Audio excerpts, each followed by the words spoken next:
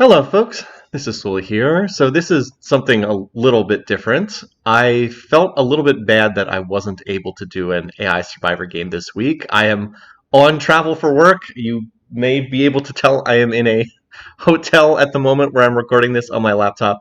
But between the fact that I wasn't able to run an AI Survivor game this week and the fact that we had such an unexpected result last week in Game 3 for AI Survivor, I decided, you know what, when I'm sitting in an airport waiting for my flight, I can run alternate histories for AI Survivor. So let's take a quick look here at the alternate histories for Game 3 of Civ4 AI Survivor Season number 7. Now, if you're new to this concept, what we do is we rerun the same game 20 more times, typically after the season's over, with the logic of seeing, was what we watched on live stream a typical outcome for the game, yes or no? And I had the results here for you. So the big questions from this game were, would Justinian fare as badly as he did in the actual game, where he jumped out to this huge lead and then kind of fell apart afterwards? Would Zara collapse as badly as he did to Alex in those other games? And would De Gaulle end up being a rather strong leader, which was kind of unexpected? Well, overall, the game that we saw tended to be reasonably typical, if not the most typical outcome. So here are some of the screenshots from the 20 repeats of the map that I played. So we have a Justinian victory, a De Gaulle space race victory, another Justinian victory, another Justinian victory, another Justinian victory. That's, what, 4 of the first 5, but he did start to fall off a bit after that. And then a Zara win. Yeah, Zara actually did do better in some of the other games. And another Alex domination victory. Alex, the leader who did actually win the game that we saw on live stream. Justinian with a domination victory, another Justinian domination victory. By the way, domination by far the most common victory condition. I was wrong. I thought spaceship would be more common, but nope, I was wrong.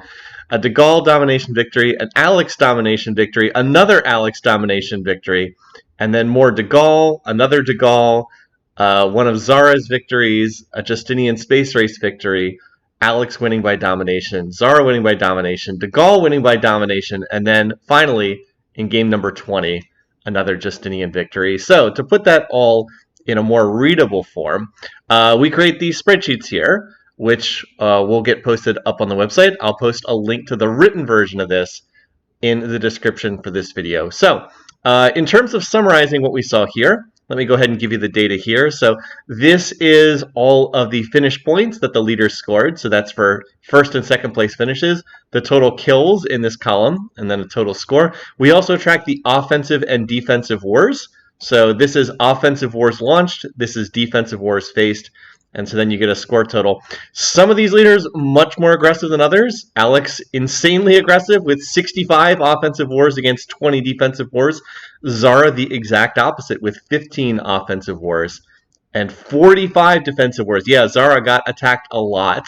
And then the conclusion summarized in a table like this. So the longer version of this is in the written article, but to give you the quick summary, Justinian was the strongest leader on this map. The community was not wrong. He had the most victories. He had 8 wins in 20 replays of the map. He's actually very close to winning 2 more, where he got a little bit unlucky at the very end of the game. There was one game where he actually canceled his spaceship parts over and over again, and that actually caused him to lose the game to Alex, which would have caused people to go crazy if it happened on the live stream.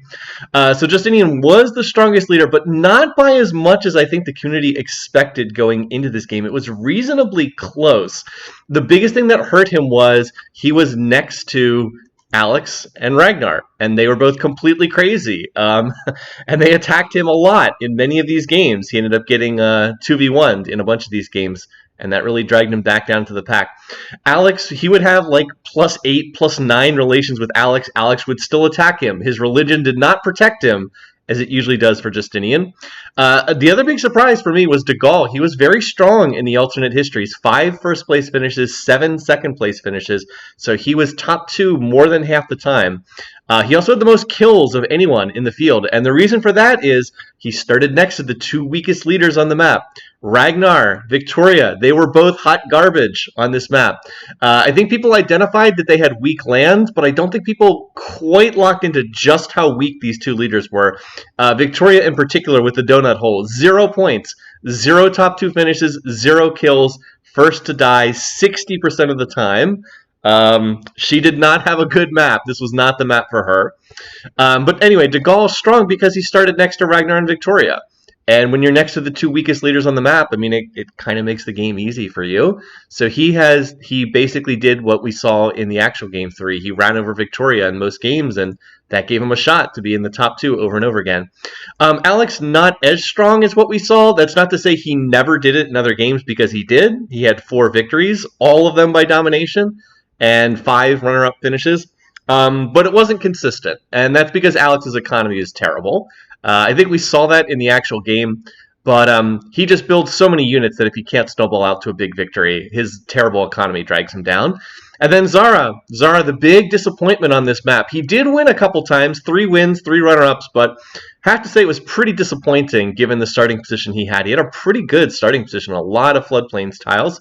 Maybe that left him low on production, I don't know. But he did handle Alex's warring better in a lot of the alternate histories, but it was inconsistent. Some games he handled it okay. Other games he just folded like a deck of cards like he did in the game that we watched on live stream.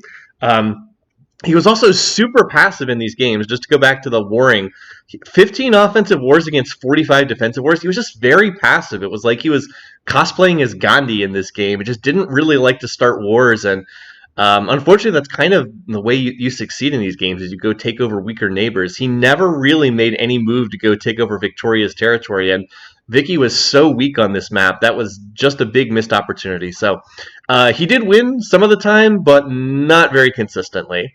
Well, anyway, that's just a quick summary here. This video has gone on long enough eventually. Anyway, we will be back next week for Game 4 of Civ4 AI Survivor. So until then, hope you all are having a great weekend. Take care, and I'll see you guys then.